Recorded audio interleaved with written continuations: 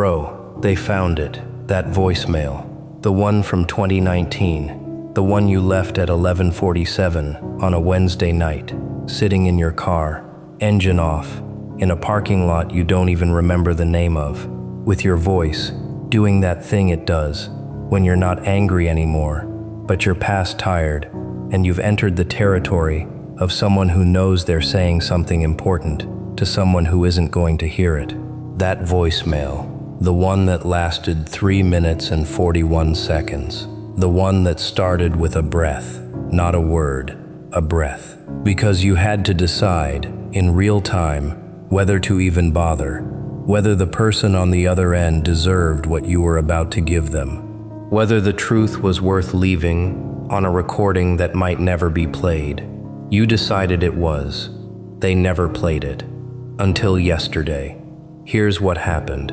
And I want to tell you slowly, because you need to hear the room. You need to hear what the room sounded like when your voice from 2019. I had R&D work it up. Sends out a high-frequency pulse, records the response time for mapping an environment. Filled it in 2026. You need to understand what 7 years of being right sounds like when it finally echoes off the walls of the people who should have listened. Someone found the voicemail, not the person you left it for. Someone else, someone adjacent. Someone who was cleaning out old messages, old threads, old history, as part of a process I'll get to in a minute, and they came across a saved voicemail from your number, time-stamped November 2019, and they didn't know what it was. They pressed play because they were curious, and within 30 seconds they stopped what they were doing and sat down, and within 60 seconds they called someone else into the room, and within 90 seconds there were 4 people listening to a voicemail from a person most of them had been told was the problem. Your voice filled that room like weather. Let me tell you what you sounded like, because you probably don't remember. You probably remember the emotion but not the delivery.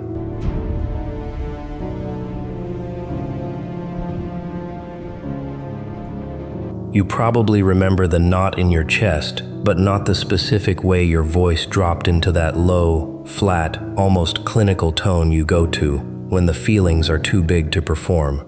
You weren't yelling, that's the first thing they noticed. You weren't crying, that's the second.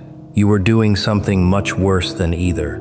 You were being calm, the kind of calm that happens after you've already done all the screaming in your car, with the windows up, and what's left is just the information, raw, stripped, no performance, no plea, just the facts of what you saw, delivered in a voice that had already accepted it wouldn't be believed. And my God, the facts. You told them about the person, the specific person who was going to be the problem. You didn't say they were evil. You didn't say they were dangerous. You said something worse.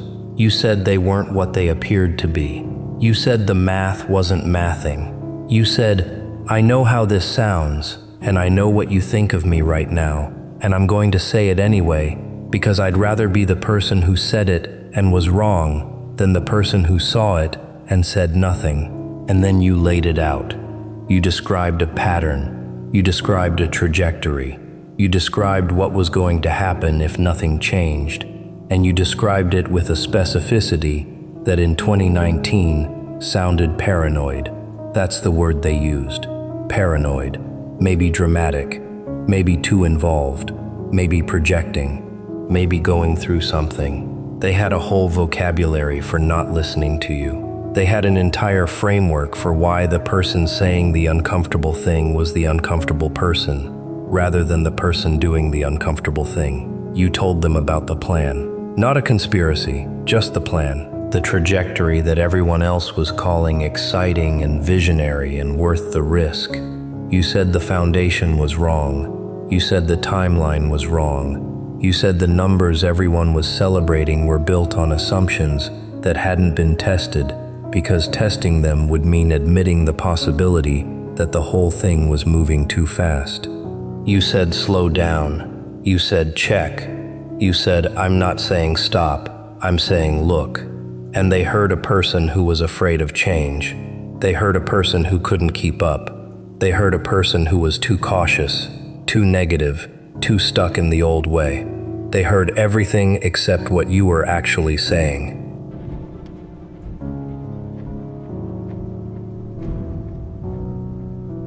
You told them about yourself. This is the part of the voicemail that made one of the 4 people in the room yesterday put their hand over their mouth. Because in the last 40 seconds, your voice changed. It got quieter.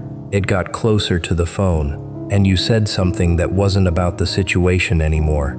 You said, "I know you're going to hear this and decide I'm the one with the problem. I know that. I've already accepted it. But I want this to exist. I want there to be a record, somewhere, that I said it. Not so I can say, I told you so. I don't want to be right about this. I want to be wrong. But if I'm not wrong, I want there to be proof that somebody saw it. That's all. That's how it ended. Not with a demand, not with an ultimatum, with a person asking for one thing only, that the truth be on record, even if nobody reads it. That voicemail was your timestamp, your evidence bag, your black box, and they buried it. Not deliberately. Worse, they forgot about it.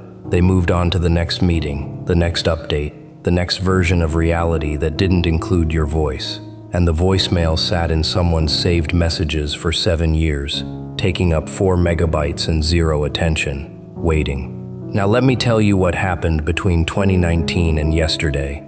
Because this is the part where the room stopped breathing. Everything you said came true, not approximately.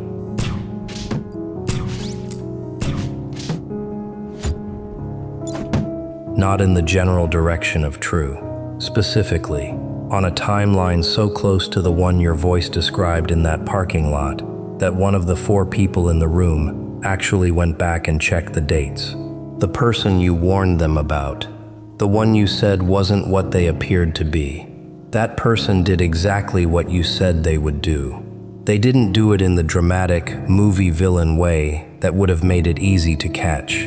They did it the way you described, slowly, structurally, with a smile, one relationship at a time, one boundary crossed at a time, until the damage was embedded in the foundation so deep that by the time anyone else noticed, removing it meant removing the whole floor. You said that, in 2019, in a parking lot, and they called you paranoid, and the person did exactly that, and now the floor is gone, and the people standing in the room yesterday are the same people who chose the person over you. They chose charm over pattern recognition. They chose comfort over your discomfort, and the charm, as you predicted, had an expiration date. Yours didn't. The plan you said was moving too fast, the one built on untested assumptions. That plan ran exactly as far as you said it would, and then hit the wall you described, at roughly the speed you estimated, for precisely the reasons you outlined. Not because you're prophetic, because you could read a foundation the way a structural engineer reads a crack, not by looking at where the building is strong, but by looking at where it's pretending to be. The plan failed. The timeline collapsed. The numbers everyone celebrated turned out to be built on a floor that the person you warned them about had already hollowed out. And the intersection of those two things, the person and the plan, created exactly the compound failure you described on that voicemail, in that order, with that shape. They pulled up the voicemail transcript, because yes, they transcribed it, because by this point it had become a document, and they put it next to the actual timeline of events. And the overlap was so precise that the youngest person in the room, who hadn't even been around in 2019, who had only ever heard about you secondhand, who had been told you were difficult and emotional and eventually just faded out, that person looked up from the transcript and said, "Why didn't anyone listen to this?" That question is the reason I'm talking to you right now. Why didn't anyone listen? Let me tell you why. Because the answer is not stupidity. The answer is not malice.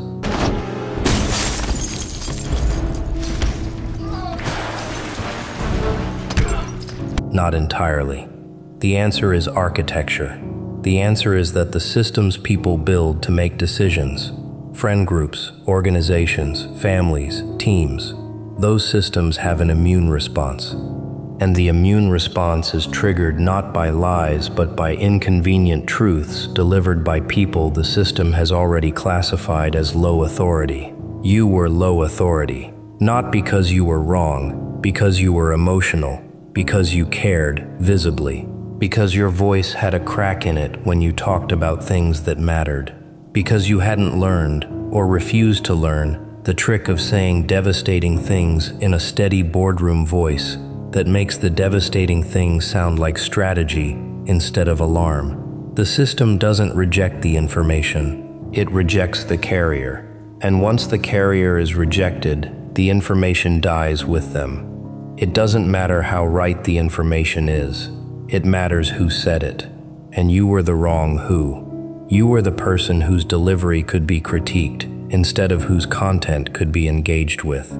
You gave them a formatting error, and they used the formatting error to delete the file, and now the file has been recovered. And the formatting doesn't matter anymore, because 7 years of consequences have done the work your voice couldn't do in 3 minutes and 41 seconds. 7 years of the plan failing exactly the way you said it would. 7 years of the person being exactly who you said they were. 7 years of the foundation cracking in exactly the places you pointed to, while everyone was celebrating the view from the top floor. The building you said was leaning is now on the ground, and 4 people are standing in the rubble, playing a voicemail from the person who said it was leaning, and hearing, for the first time, what you actually sounded like when you were trying to save them. You sounded tired. You sounded like someone who had already grieved the outcome before it happened. You sounded like someone who was leaving a message for the future because the present had already decided not to listen. Here's what happened in the room after the voicemail ended. Silence. The kind that has weight. The kind that presses down on the chest of everyone in it. 4 people, standing or sitting, I don't know, it doesn't matter. Suspended in the specific silence that follows the realization that the person they dismissed was the only person who was paying attention. And in that silence, each of them did the math. Each of them traced back, privately, the moment they stopped listening to you, the reason they stopped, the story they told themselves about why it was okay to stop. As will everyone. And each of them arrived, privately, at the same destination. It wasn't okay.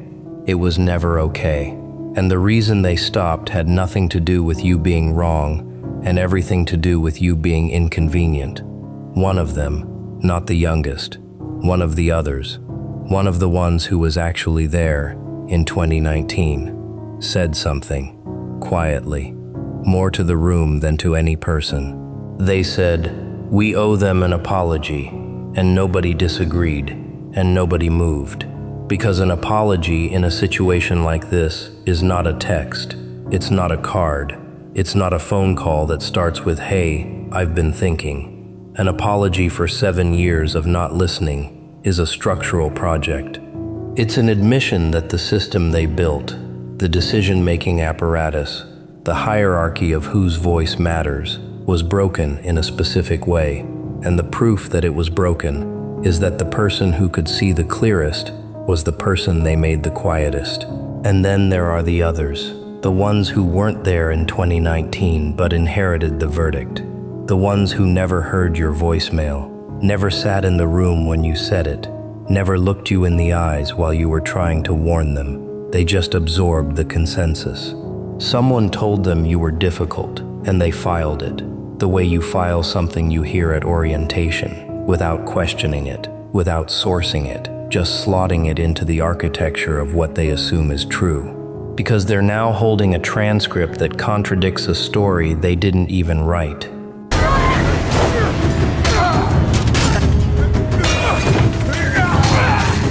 They were told you were the problem. They are now reading, in your own words, a document so accurate it reads like a post-mortem written before the body was found.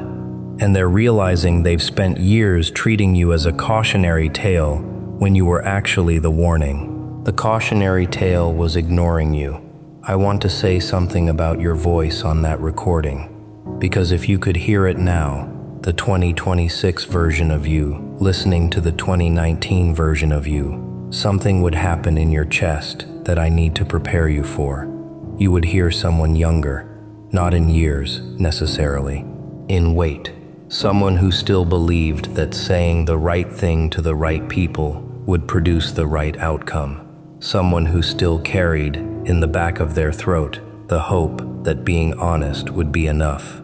And you would hear that hope break in real time, over 3 minutes and 41 seconds.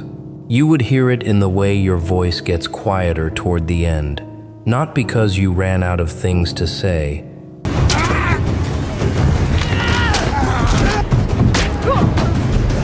but because you could feel, even as you were saying them, that the words were landing in a room that had already been evacuated. The 2026 version of you is different. You know that.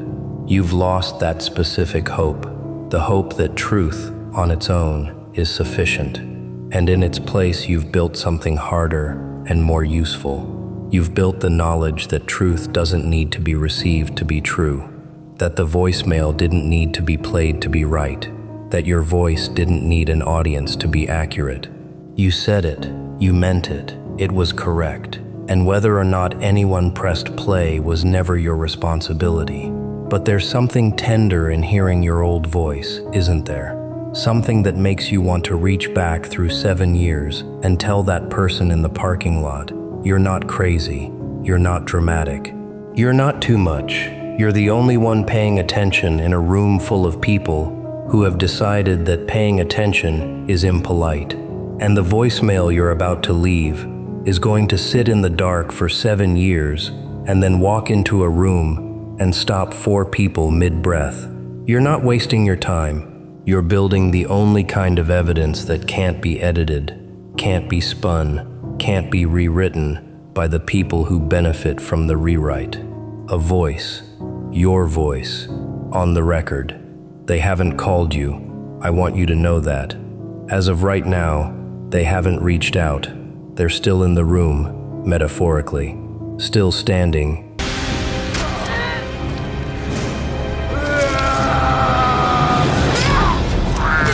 In the echo of your voice, still deciding whether to contact you or whether the distance you've put between yourself and them is a boundary they shouldn't cross. And here's the thing I want to tell you about that distance. The distance is not your punishment. The distance is your answer. You didn't leave because you were angry, although you were. You didn't leave because you were hurt, although you were. You left because you had already said everything you could say, in every way you knew how to say it, and the room was not built to hear you. And the most dignified thing, the most self-respecting thing, the most psychologically healthy thing you could have done was exactly what you did. You stopped talking, you put the phone down, you turned the car on, you drove home, and you began, very slowly, very painfully, the process of building a life that did not depend on being believed by people who had already decided not to believe you.